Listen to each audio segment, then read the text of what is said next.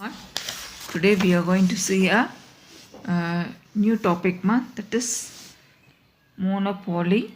So monopoly already in the previous class we பார்த்துட்டோம். Monopoly na என்ன? Mono means refers to a single, poly means a seller. A single seller தான் monopoly சொன்னாங்க. ஓகேவா? So அதனுடைய features of monopoly பார்த்தோம். source of monopoly பார்த்தோம். ஓகேவா? So அதில் price and output determination எப்படி இருக்கும்? So price and output determination மோனோபாலியில் எப்படி இருக்குன்றது தான் இந்த டாபிக். ஓகேவா? Price and output determination and monopoly. Monopoly is one firm industry.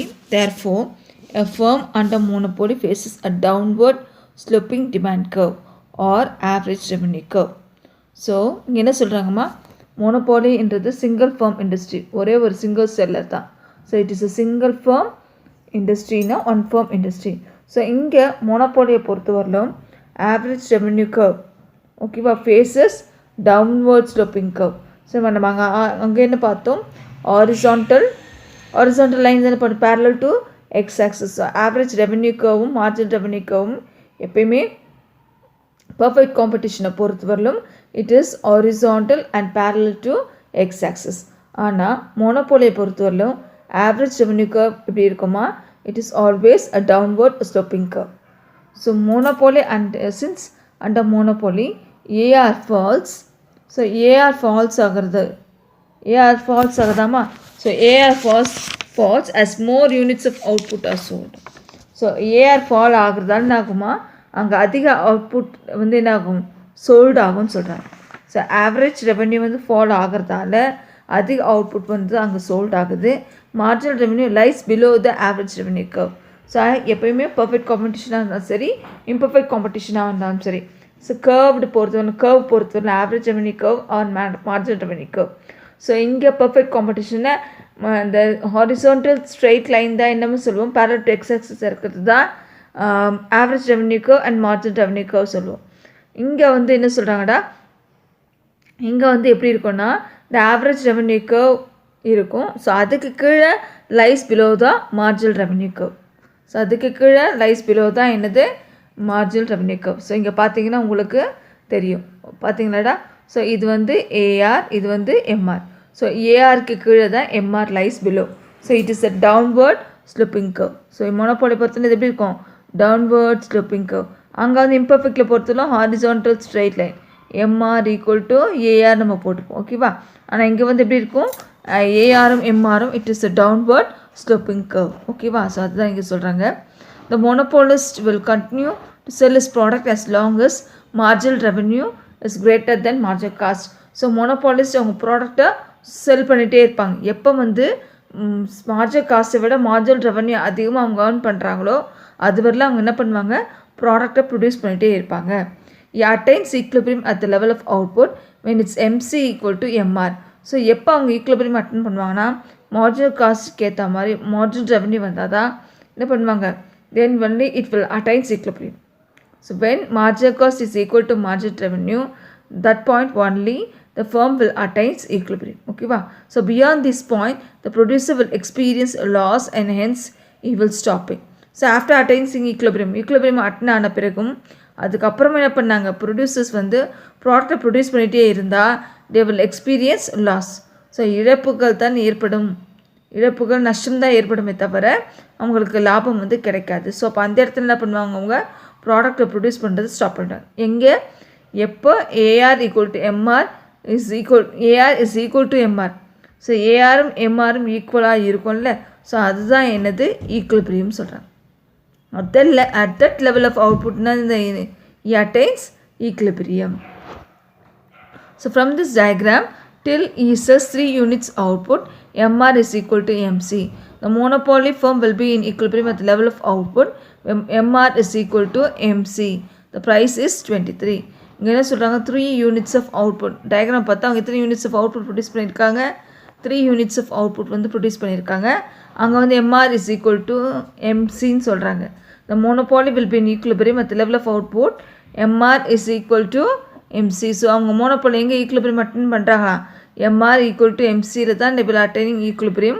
Price வந்து எவ்வளோ 23. ஸோ இந்த டயக்ராம் வச்சு நம்ம பார்த்துனா தெரியும். So this is a diagram. First என்ன பண்ணணும், இந்த டயக்ராம் போடும்போது எப்பவுமே எக்ஸ் ஆக்சஸ் ஒய் ஆக்சஸ் போடணும். ஓகேவா? So X axis Y axis போட்டுட்டு எக்ஸ் ஆக்சஸில் குவான்டிட்டியை மென்ஷன் பண்ணும். எப்பவுமே டயக்ராமில் எக்ஸ் ஆக்சஸ் என்ன ஒய் ஆக்சஸ் என்ன மென்ஷன் பண்ணணும். அப்படி மென்ஷன் பண்ணலன்னா you will lose a mark. So X axis quantity, Y axis price. ஓகேவா? ஸோ ப்ரைஸ் சொல்லிட்டாங்களா? ஸோ ப்ரைஸ் சொல்லிவிட்டு அதுக்கப்புறம் என்ன சொல்கிறாங்கன்னா, எப்பவுமே AR MR curve horizontal straight லைனாக இருக்கும். மோனோபோலியில் it always facing downward sloping curve. So AR எப்பவுமே டவுன்வர்ட் ஸ்லோப்பிங் கர்வாக இருக்கும். அதுக்கு லைஸ் பிலோ தான் என்னது எம்ஆர் கர்வ். ஓகேவா? ஸோ இங்கே என்ன சொல்கிறாங்க, எப்போ வந்து த ஃபர்ம் வில் அட்டைன்ஸ் ஈக்லிபிரியம். எப்போ வந்து த ஃபர்ம் வில் அட்டைன்ஸ் ஈக்லிபிரியம் எப்போன்னா அது MC equal to MR. So அப்படி இருந்தால் தான் என்ன பண்ணுவாங்க, that point is called equilibrium. So அதுக்கு மேலே ப்ராடக்டை ப்ரொடியூஸ் பண்ணால் என்ன ஆகும்னா they will gain loss, they will experience loss. So அந்த இடத்துல என்ன பண்ணுவாங்க, ப்ராடக்ட்டை ப்ரொடியூஸ் பண்ணுறதை ஸ்டாப் பண்ணுறாங்க. ஸோ எப்போ வந்து யூனிட்ஸ் ஆஃப் அவுட்புட் சொல் பண்ணிகிட்டே இருப்பாங்கன்னா average revenue greater than margin revenue. So margin revenue விட ஆவரேஜ் ரெவன்யூ கிரேட்டராக இருக்கணும். ஸோ அப்போ தான் என்ன பண்ணுவாங்க, அந்த லெவல் வரையில் என்ன பண்ணுவாங்க, they will produce the units of output. அவங்க ப்ரொடியூஸ் பண்ணிகிட்டே இருப்பாங்க. ஓகேவா? ஸோ அவங்க கண்டினியூ பண்ணிவிட்டு அவங்க ப்ராடக்ட்டை ப்ரொடியூஸ் பண்ணிகிட்டே இருப்பாங்க. மார்ஜின் ரெவன்யூ அவங்களுக்கு அதிகமாக கிடைக்கும். காஸ்ட்டை விட மார்ஜின் ரெவன்யூ கிடைக்கணும்னு என்ன பண்ணுவாங்க, அவங்க ப்ராடக்ட்டை ப்ரொடியூஸ் பண்ணுவாங்க. ஸோ எங்கே அட்டைன் பண்ணுவாங்கன்னா எம்சி ஈக்குவல் டு எம்ஆரில் they will attain equilibrium.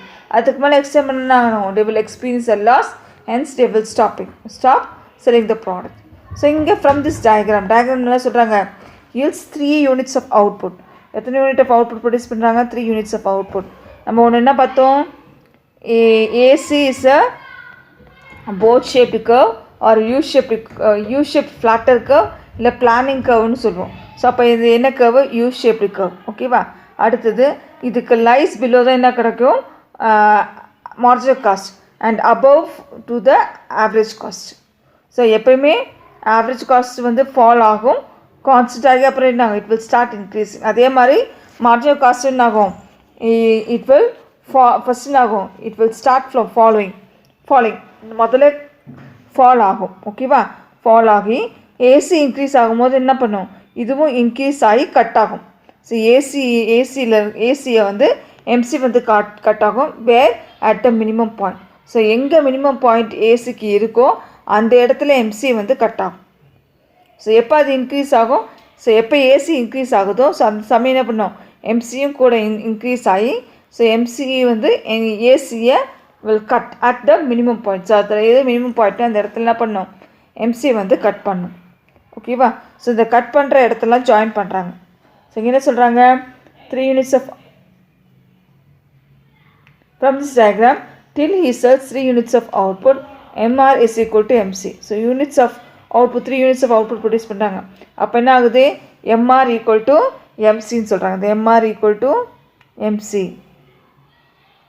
So இந்த லைனில் என்ன சொல்கிறாங்க தான், இந்த இடத்துல தான் என்ன ஆகுது, ப்ராடக்ட் வந்து 3 units of output வந்து என்ன ஆகும், அட்டைன் ஈக்லிபிரியம்.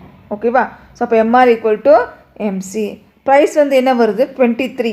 ஸோ இங்கே வந்து மேலே இந்த டிமாண்ட் கர்வ் போகிறாங்க, ஏஆர் கர்வ் போகிறாங்க. ஸோ ஏஆர் கர்வ் போன ப்ரைஸ் போனோம்னா என்ன வரும், 23 வரும்.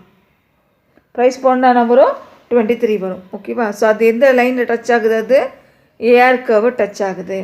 To check up how much profit the monopolist is making at the equilibrium. So இங்கே பார்க்குறாங்க, செக்அப் பண்ணுறாங்க. என்ன செக்அப் பண்ணுறாங்கன்னா, to check up how much profit the monopolist is making at the equilibrium output, the average revenue curve and the average cost curve are used.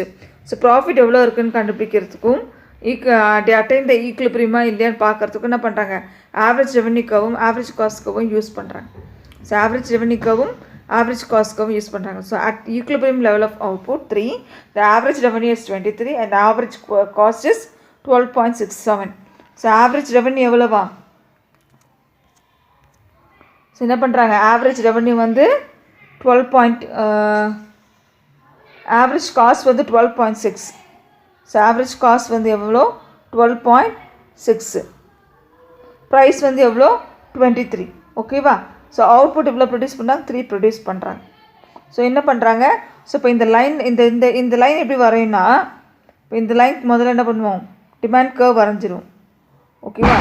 So demand curve வரைஞ்சிட்டு இங்கே AC கர்வும் அதுக்குள்ளேருந்து MC கர்வும் வரைஞ்சிட்டு இந்த லைனும் எங்கே touch ஆகுது கீழே 3 units of output. நம்ம cut பண்ணுற இடத்துல ஈக்குலிபிரியம் கட்டக்கூடாது. ஸோ எல்லா லைனும் ஒரே இடத்துல எந்த இடத்துல டச் ஆகுதோ, ஸோ இங்கே பொறுத்தவரையிலும் இங்கே இந்த லைன் இங்கே தான் கட் ஆகுது ஏசி எம்சியும். அப்போ இங்கே ஈக்குலிபிரியம் போடலாமா போடக்கூடாது, இட்ஸ் ராங். ஓகேவா?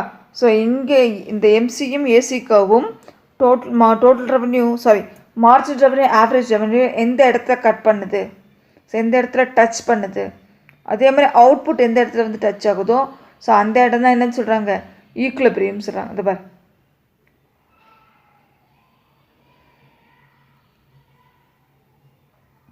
ஸோ இதுதானது equilibrium. That point is equilibrium. So இங்கே எப்படி கண்டுபிடிக்கிறது, ப்ராஃபிட் எவ்வளோன்னு எப்படி கண்டுபிடிக்கிறதுனா average revenue minus average cost into total output. So average revenue எவ்வளோ வருவாய் வருது மைனஸ் எவ்வளோ செலவு ஆகுது இன்ட்டு டோட்டல் அவுட்புட் எவ்வளோ அவுட்புட் ப்ரொடியூஸ் ஆகுதுன்னு வச்சு தான் என்ன பண்ணுறாங்க, சம் போட்டு காட்டுறாங்க. ஓகேவா? ஸோ இது எல்லாமே அசியூம் வேல்யூ தான், டயக்ராம் கொடுக்கப்பட்ட வேல்யூஸ். நீங்கள் அசியூம் வேல்யூ வச்சு போடலாம். நீங்கள் இந்த வேல்யூவை நீங்களே அசியூம் பண்ணி கூட வேல்யூ போடலாம். ஆனால் டயக்ராம் கரெக்டாக இருக்கும். அதாவது மோனோபோலிஸ்டிக் கர்வ் பொறுத்தவரையிலும் ரெண்டுமே demand curve, average revenue curve இருந்தாலும் சரி, மார்ஜின் ரெவன்யூ கர்வாக இருந்தாலும் சரி, ஸ்லோப்பிங் டவுன்வர்ட்ஸாக இருக்கணும். Average cost curve U shape இருக்கணும். Margin cost curve it lies below the average revenue curve. So average revenue கீழே, மார்ஜின் ரெவன்யூ கீழே இருக்கணும். ஓகேவா? ஸோ ஆனால் மேலே போகும்போது it lies above the average cost. So it lies above the average cost. So இதுதான் சொல்கிறாங்க. இது சொல்லிட்டு என்ன பண்ணுறாங்க, ப்ரைஸ் வச்சு மெஷர் பண்ணுறாங்க. ஸோ என்ன சொல்கிறாங்க, ப்ரைஸ் வச்சு எவ்வளோ அவுட்புட் ப்ரொடியூஸ் ஆகுது, 3 யூனிட்ஸ் ஆஃப் அவுட்புட் ப்ரொடியூஸ் ஆகுது, எவ்வளோ ப்ரைஸ் 23 ப்ரைஸ். ஓகேவா? ஸோ ஆவரேஜ் காஸ்ட் எவ்வளோ 12.67 சொல்கிறாங்க. சொல்கிறாங்க 12.67 அப்படின்னு சொல்கிறாங்க. ஸோ தேர்ஃபோர் அது என்ன பண்ணுறாங்க, அவங்க மைனஸ் பண்ணி சப்ஸ்டியூஷன் பண்ணி ஆன்சர் கண்டுபிடிக்கிறாங்க. ஓகேவா? என்ன ஃபார்முலாடா,